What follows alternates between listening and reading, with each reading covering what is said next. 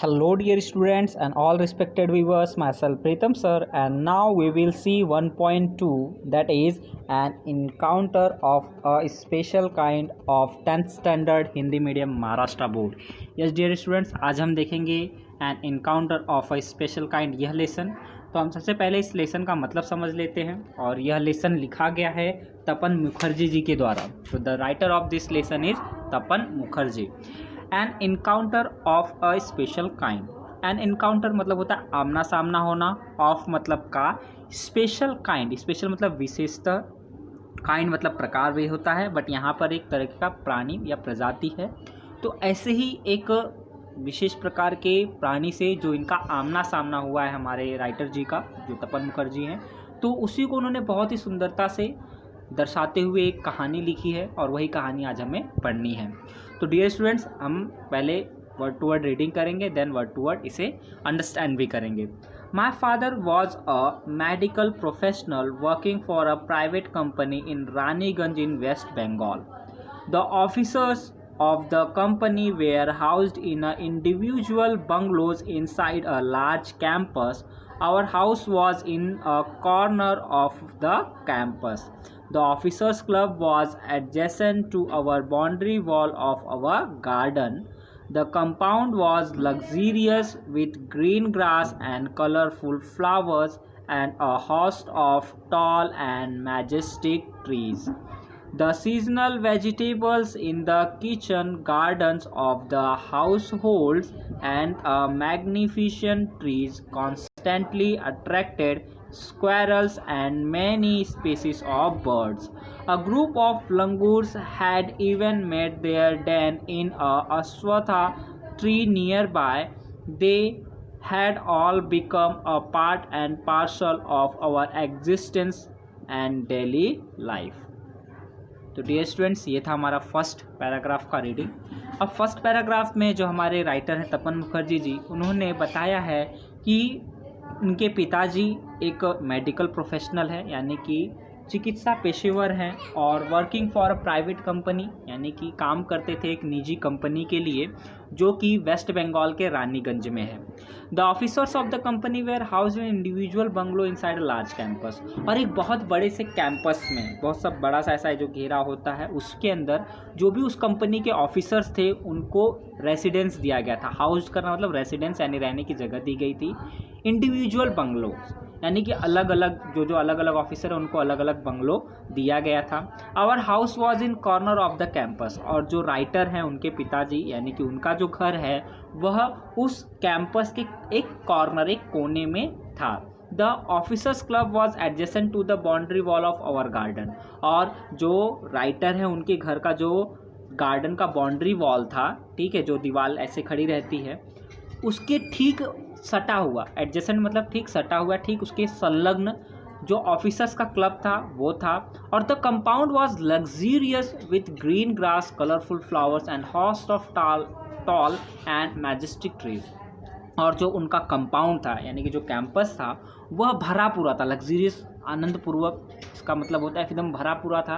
किससे? Green grass से, यानी कि हरे भरे घास से, और कलरफुल फ्लावर्स, रंग बिरंगे फूलों से, and host of tall and majestic trees. और वह एक तरीके से आप कह सकते हो कि उस कंपाउंड के अंदर बड़े बड़े और मैजेस्टिक, एकदम शानदार बड़े बड़े पेड़ थे। The seasonal vegetables in the kitchen garden of the house hold and the magnificent trees constantly attracted squirrels and many species of birds. और वो बता रहे हैं कि जो भी सीजनल वेजिटेबल्स हैं, यानी कि मौसमी सब्जियां जो हैं उनके किचन के गार्डन में है ना, जो कि हाउस होल्ड गार्डन था उनका, वहाँ पे और उनके कंपाउंड में मैग्निफिसेंट, शानदार बड़े बड़े ऐसे पेड़ थे, और कॉन्स्टेंटली, लगातार, अट्रैक्ट करना मतलब आकर्षित करते थे स्क्वायरल्स को, यानी गिलहरियों को, and many species of birds, और बहुत से ऐसे अलग अलग प्रजातियों के पक्षियों को। A group of langur had even made their den in an ashwattha tree nearby. और आसपास ही, नियर बाय मतलब आसपास ही एक लंगूर का जो ग्रुप था, लंगूर आप जानते हो जो बंदरों जैसे दिखते हैं बट उनसे थोड़े बड़े बड़े होते हैं। तो उनका जो एक ग्रुप था उन्होंने भी अपना एक रैन बसेरा एक घर बना करके रखा था अश्वत्था ट्री के आसपास में ही। And they had all become a part and parcel of our existence and daily life. और यहाँ पे वो कह रहे हैं कि ये सब के सब क्या बन गए थे, उनके एग्जिस्टेंस यानी कि उनके होने के और डेली लाइफ के रूटीन में उनका भी एक भाग आ चुका था। मतलब जो भी उनके आसपास के पक्षी थे, जानवर थे, वो सब उनके डेली रूटीन में या डेली लाइफ में आ चुके थे। अब नेक्स्ट पैराग्राफ में देखिए क्या कह रहे हैं वो। A small incident on a Saturday afternoon left a profound effect on me and unfolded before my eyes a whole new dimension to the wonders of God's creations.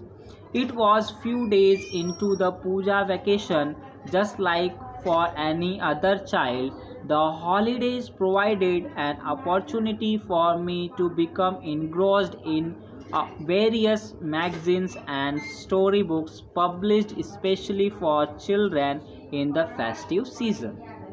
तो दूसरे पैराग्राफ में वो बता रहे हैं हमारे राइटर जो तपन मुखर्जी जी हैं कि स्मॉल इंसिडेंट, एक छोटी सी घटना, स्मॉल मतलब छोटी, इंसिडेंट मतलब घटना, ऑन मतलब के अवसर पे के दिन पे, सैटरडे आफ्टरनून यानी शनिवार के दोपहर में जो एक छोटी सी घटना हुई, left a profound effect on me, उसने प्रोफाउंड मतलब गहन, इफेक्ट मतलब प्रभाव, ऑन मी मतलब मुझ पर मतलब यहाँ पे जो राइटर हैं वो अपने ऊपर लेकर के कहानी क्या कर रहे हैं, नरेट कर रहे हैं। तो ये जो उस दिन घटना हुई सैटरडे के दिन छोटी सी, उसने बहुत ही गहन प्रभाव डाला था राइटर पे, जो हमारे तपन मुखर्जी जी हैं उस पर। एंड अनफोल्डेड, और साथ ही साथ अनफोल्ड किया, अनफोल्ड करना मतलब रिवील करना, यानी कि सामने ला देना। क्या सामने लाया था, my eyes a whole new dimension to the wonders of God's creation, उनकी आंखों के सामने एक नया ही आयाम ला दिया था, जो भी भगवान की, जो गॉड्स की क्रिएशन थी, जो उनकी कृति थी, उसका एक नया आयाम जो हमारे राइटर जी उनकी आंखों के सामने उन्होंने ला दिया। It was a few days into the puja vacation, और यह सिर्फ कुछ ही दिन हुए थे पूजा वैकेशन के। तो डियर स्टूडेंट, जो पूजा वैकेशन होती है वेस्ट बंगाल में काफ़ी अच्छे तरीके से सेलिब्रेट की जाती है, स्कूलों में छुट्टी दे करके रखी जाती है। तो उस समय के दिनों के बारे में वो बता रहे हैं, जैसे हम यहाँ पर दिवाली की छुट्टी मनाते हैं, गणपति की छुट्टी मनाते हैं ना, वैसे वेस्ट बंगाल में पूजा वैकेशन मनाया जाता है। Just like for any other child, the holidays provided an opportunity for me to become engrossed in various magazines and storybooks published especially for children in the festive season. तो इसी तरीके की जो festive season होती है, त्योहारों का जो समय होता है, उसमें ये जो हॉलीडेज है, जो छुट्टियां हैं, उन्होंने प्रदान किया था। प्रोवाइडेड करना मतलब प्रदान करना, ये प्रोवाइड का सेकंड फॉर्म है प्रोवाइडेड। एन अपॉर्चुनिटी, एक अवसर, एक चांस उनको दिया था कि वह इनग्रोस्ड मतलब होता है डूब जाना, डूबना मतलब कि किसी पानी में नहीं, मग्न हो जाना। तो वह मग्न हो गए थे वेरियस, विभिन्न प्रकार के मैगजीन्स यानी कि पत्रिकाओं में, एंड स्टोरी बुक्स, और अलग अलग तरह की कहानी के बुकों में, जो कि कहानी की जो भी किताबें होती है उनमें, जो कि पब्लिश होती है सिर्फ बच्चों के लिए, जो भी फेस्टिव सीजन होता है उसमें। देन उन्होंने नेक्स्ट वाले पैराग्राफ में कहा है, after a hearty lunch my parents and my younger sisters lay down for an afternoon nap and I settled down with a story book. The quiet afternoon presented the perfect backdrop for me reading and adventure stories. The silence was occasionally broken by the sound of my family snoring and intermittent chirping of house. Dear students, तो यहाँ पे जो writer हैं वो अब आगे describe करते हुए कह रहे हैं कि after a hearty lunch, hearty मतलब सफिशिएंट या होलसम, यानी कि थोड़ा ज़्यादा खाना खा लेने के बाद, माई पेरेंट्स यानी कि उनके जो भी पेरेंट्स हैं, अभिभावक, वो, एंड माई यंगर सिस्टर और उनकी जो छोटी बहन है, ले डाउन मतलब लेट जाना, लेट गए थे, फॉर एन आफ्टरनून नैप। तो जो दोपहर के लिए सोते हैं ना, तो ऐसे ही आफ्टरनून नैप लेने के लिए उनके पेरेंट्स और उनकी छोटी बहन सो गए थे। And I settle down with a story book, और जो हमारे राइटर हैं तपन मुखर्जी जी, वो एक स्टोरी बुक के साथ सेटल हो गए थे। The quite afternoon presented the perfect backdrop for me reading an adventure story, और एकदम शांति का माहौल था क्योंकि सब सो चुके थे। तो उस समय उनको एकदम परफेक्ट बैकड्रॉप मिला था कि वो कहानी पढ़ सकें। तो डियर स्टूडेंट्स, वो कौन सी कहानी पढ़ रहे हैं? Adventure stories. एडवेंचर स्टोरीज का मतलब क्या होता है कि साहसिक कहानियाँ पढ़ना, और परफेक्ट बैकड्रॉप का मतलब होता है एकदम सही पृष्ठभूमि। The silence was occasionally broken by the sound of family snoring and intermittent chirping of a house sparrow, the harsh cawing of crow, the shrill call of a kite flying high above the ground. Minutes tick by. I become deeply absorbed in the book. अब यहाँ पे वो कह रहे हैं कि एकदम शांत हो चुका था सब माहौल, क्योंकि सब लोग दोपहर का खाना खा के सोने गए थे, बट अचानक से कुछ हुआ। The silence was occasionally broken, जो भी शांति थी वो अचानक से, ठीक है, क्या हो गई है? ब्रोक हो गई है। ओकेजनली इसका मतलब आप रेयरली भी कह सकते हो, या मे भी कभी कभी ऐसा हो जाता है कि अचानक से क्या हुआ है कि उनका जो साइलेंस, जो शांति थी वो भंग हुई है। साउंड ऑफ फैमिली स्नोरिंग, जो भी फैमिली के लोग थे वो जो खराटे भर रहे थे, स्नोरिंग का मतलब होता है खराटे होना, तो उनके खराटों से क्या हुई थी? ओकेजनली कभी कभी क्या होता था कि जो साइलेंस होता था वो ब्रोक हो जाता था, यानी कि जो शांति थी भंग होती थी। लेकिन द इंटरमेटिंग मतलब रुक रुक कर, यानी कि डिसकंटिन्यू होता था। चिपरिंग ऑफ हाउस स्पैरो, जो हाउस के घर के अंदर जो भी चिड़िया होती थी, स्पैरो गौरैया होती थी, उनके आवाज़ करने से जो चू चू चू आवाज़ करती वैसे। The harsh calving of crow, और जो कौवे हैं वो लोग भी काँव काँव काँव काँव तेज़ी से करने लगे हैं। The shrill call of kite flying high above the ground, और जो काइट यानी कि जो भी एक पक्षी होती है वो उसके जो कि काफ़ी ऊपर उड़ती है, शायद चील कहते हैं इसे, तो उसके भी श्रिल करने से, श्रिल मतलब वेरी हाई और लाउड साउंड ऑफ वॉइस, उसके आवाज़ करने से क्या हुआ था कि थोड़ा सा जो साइलेंस था, जो शांति थी वो भंग हुई थी।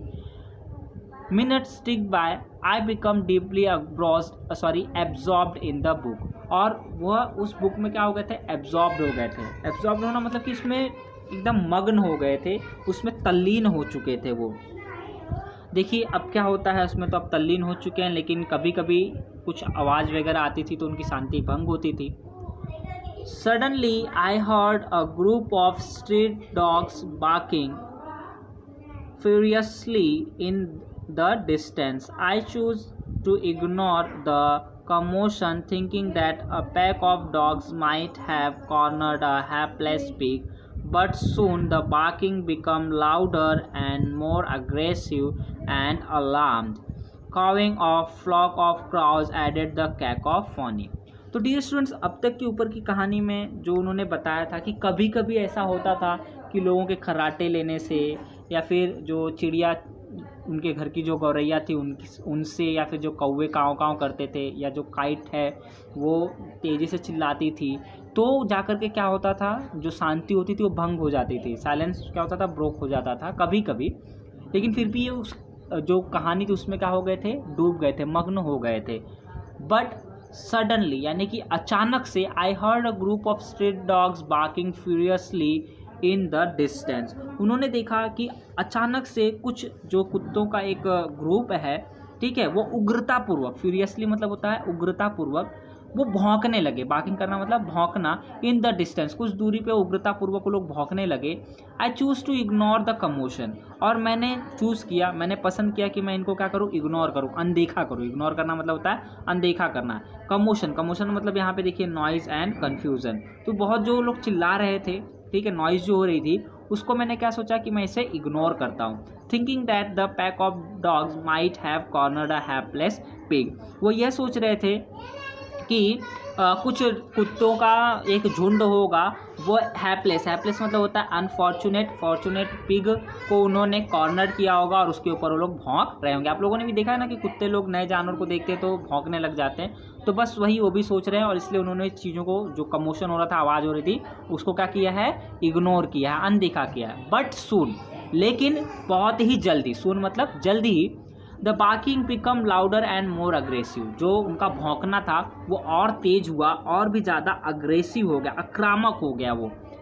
And the alarm cawing of frog claws added the cacophony. और साथ ही साथ जो कौवे थे वो लोग भी बहुत तेज तेज से क्या करने लगे, काँव काँव काँव काँव करने लगे। अब यहाँ पे देखिए एक वर्ड दिया कॉकोफोनी। कॉकोफोनी मतलब लाउड और हार्श नॉइज। तो कुत्तों का भौंकना देखते हो ना कितना खराब नॉइज निकलता है, उसी के अंदर कौवे भी काँव काँव करने लगे। तो आवाज़ कैसी हो गई थी, बहुत ही लाउड और हार्श नॉइज हो गई थी। और इसके अंदर तो सीधी सी बात है, कोई कितना भी तल्लीन होकर के पढ़ता रहे उसको डिस्टर्बेंस होगी ही। तो हमारे राइटर को भी यही डिस्टर्बेंस हुई है। I also heard the disturbance approaching closer. और साथ ही साथ उन्होंने ये भी हर्ड किया कि ये जो डिस्टर्बेंस हो रहा था ये और भी पास आ रहा था। मतलब होता है ना कि कोई चीज़ हम लोग कर रहे होते तो चीज़ों को हम इग्नोर करते रहते, लेकिन जब बहुत ही ज़्यादा हो जाता है तो हम क्या देखते हैं कि अरे यार तो बहुत ज़्यादा हमें डिस्टर्ब कर रहा है, तो हम उस चीज़ को बंद करते हैं और जा कर के बाहर देखते हैं कि क्या हो रहा है क्या नहीं हो रहा है। तो यहाँ पर देखिए क्या हुआ है, curiosity got the better of me, leaving the book aside I rushed to the veranda to see what was going on। और उसके साथ जो क्यूरियोसिटी, जो आतुरता थी उनके अंदर, वो और बढ़ती गई, ठीक है। और पढ़ने के बाद लिविंग द बुक असाइड, मैंने क्या किया, अपनी बुक को एक साइड में रखा। I rush to the veranda. तो उसके बाद आई यहाँ पे किसे इंडिकेट करेगा, जो हमारे राइटर है तपन मुखर्जी, उनको इंडिकेट करेगा। तो वो रश करते हुए मतलब भागते हुए किसकी तरफ गए हैं, वरांडा पता ना आप लोगों को, घर के बीच में जो होता है गाँव में खासकर वरांडा वाला सिस्टम होता है, वहाँ पे गए हैं। To see what was going on, यह देखने के लिए कि आखिर वहाँ चल क्या रहा है, इतनी आवाज़ क्यों हो रही है। I glanced towards the roof of the clubhouse and saw something horrible. A long big langur, apparently the leader of its group, was holding a baby langur in his hands and mercilessly biting it all over with a definite intent to kill.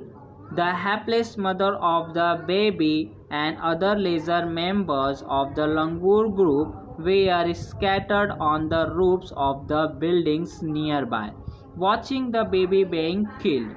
I recall the terrible custom in the animal clan according to which a dominant male usually does not allow another male baby or adult to survive within its group।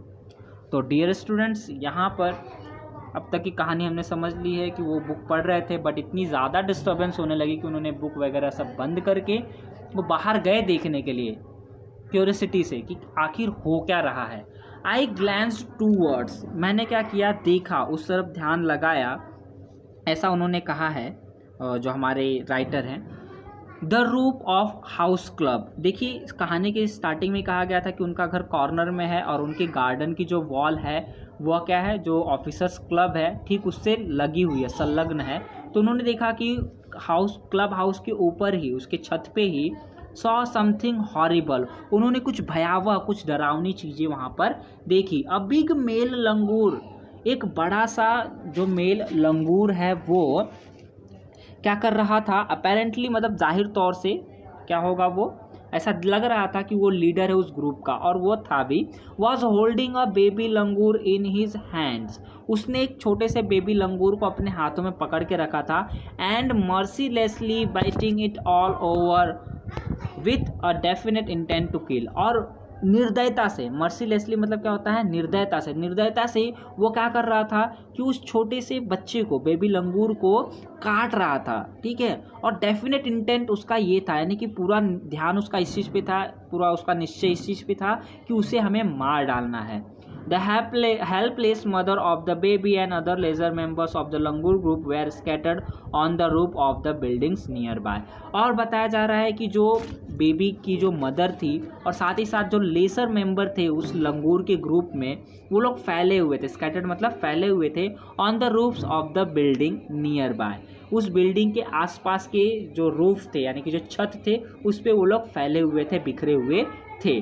Watching the baby being killed, और वह देख रहे थे कि वो बच्चा मारा जा रहा है उस बड़े लंगूर के द्वारा। I recall the terrible custom in the animal clan according to which a dominant male usually does not allow another male baby और adult to survive within its group. और उसी समय आई रिकॉल्ड, आई मतलब यहाँ पे जो राइटर हैं उनको याद आता है, रिकॉल्ड होना मतलब याद आना, अ टेरिबल कस्टम, एक भयानक कह सकते हो या फिर अटपटा सा भयानक ड्रेडफुल या सिनिस्टर एक जो कस्टम होता है, जो रिवाज होता है एनिमल क्लैन में। एनिमल क्लैन मतलब कि जानवरों के कुल में, जाति में एक अजीब सा या कह सकते हो भयानक सा एक रिवाज होता है, जिसमें कि विच अ डोमिनेंट यानी कि जो प्रमुख होता है, male usually does not allow another male, यानी कि अगर जो उसमें प्रमुख मेल होगा तो वो किसी और मेल को या मेल बेबी को या फिर मेल अडल्ट को उनके ग्रुप में सरवाइव होने नहीं देता, उनके ग्रुप में उनको जिंदा रहने नहीं देता। तो डियर स्टूडेंट्स, ये हमारा फर्स्ट पार्ट है, जिसमें कि हमने देखा कि राइटर ने कितनी सुंदरता से अपने घर के आसपास के जो भी नेचुरल रिचनेस है उसको किस तरीके से डिस्क्राइब किया। उसके बाद उन्होंने कहानी स्टार्ट की है तो बताया कि पहले ही पूजा वैकेशन वगैरह में वो कहानी पढ़ रहे हैं, बट कुछ चीज़ों से तो यूजुअली या कभी कभी उनको प्रॉब्लम होती ही थी, उनका साइलेंस डिस्टर्बेंस होता ही था। बट सैटरडे के उस छोटे से इंसिडेंट ने जिसपे कि बहुत ही गहरा प्रभाव उन पर डाला और भगवान की जो कृति है उसका एक नया आयाम उन्हें पता चला। तो वो कैसे स्टार्ट हुई कहानी, तो उस दिन क्या हुआ कि बहुत अचानक से शोर ज़्यादा बढ़ा, ज़्यादा डिस्टर्ब हुए, तो उनको क्यूरियोसिटी हुई कि जाकर के देखें कि आखिर हो क्या रहा है। तो जब उन्होंने आकर के बरामदे में से देखा तो देखा कि रूफ पे एक मेल लंगूर बड़ा सा वो एक छोटे से बेबी को क्या कर रहा है, मार रहा है। उसका पूरा इंटेंट क्या है कि वो उसको किल कर देगा, मार देगा, और जो उसकी माँ है और जो अदर लेजर मेंबर्स हैं वो सिर्फ देख रहे हैं, हेल्पलेस है, वो असहाय है, वो कुछ नहीं कर सकते। तब उसे याद आता है कि जो भी ये पशु होते हैं इनके वंश में एक रिवाज होता है कि उनका जो डोमिनेंट मेल होता है यानी कि जो प्रमुख मेल होता है वो अन्य बेबी को या फिर अडल्ट मेल को वहाँ पे सरवाइव नहीं करने देता। तो डियर स्टूडेंट्स, हम नेक्स्ट पार्ट में देखेंगे कि आखिर क्या हुआ, क्या राइटर ने उस बच्चे को बचाया या फिर किस तरीके से वो उन सब चीज़ों को टैकल करेगा, हैंडल करेगा। क्या यही इनकाउंटर था जिसके बारे में वो यहाँ पर बता रहे हैं या कहानी में कुछ और भी मोड़ है, ये सब चीज़ें हम नेक्स्ट पार्ट में देखेंगे। तो डियर स्टूडेंट्स, हमसे जुड़े रहिए, हमारे चैनल को सब्सक्राइब कर लीजिए, हम इसी तरीके से एक्सप्लेनेशन से वीडियो आप तक पहुँचाते रहेंगे। तो डियर स्टूडेंट्स, तब तक के लिए गुड बाय एंड टेक